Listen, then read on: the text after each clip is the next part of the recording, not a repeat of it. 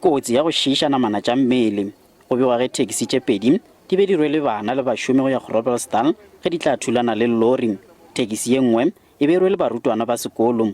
Ba tša tšhoganetšo ba ile ba swanela ke go šomiša disaga go utula tše dingwe tša ditopo tše e bego di kgakgetše. Bao ba bone go kotsi ge e diragala ba re tekesi be di leka go putla mo go sego go a bolokega.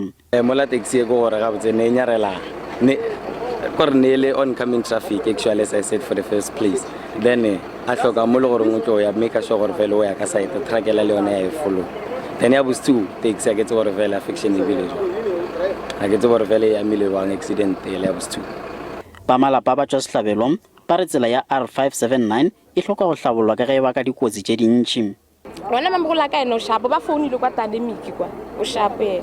So we don't know ka bana ba bang ba bana ba batsadi ba bona gore bana ba bona ba jwang. Ba tša sephetephete ba re batho ba bangwe ba sa le bookelong ka dikgobalo tša go šiiša. Batho ba ba hlokafetšeng ke ba 15 mo go diragetšeng kotsi le ba 4 kwa sepetleleng se leng ka gare ga toropo ya Groblersdal.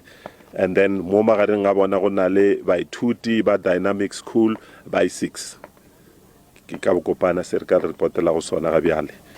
Ga bjalo mmila wa R579 o butswi morago ga go thibwa diiri tše 5 ke Mahlatse Phalading ditabeng tša SABC mmileng wa Louwfontein.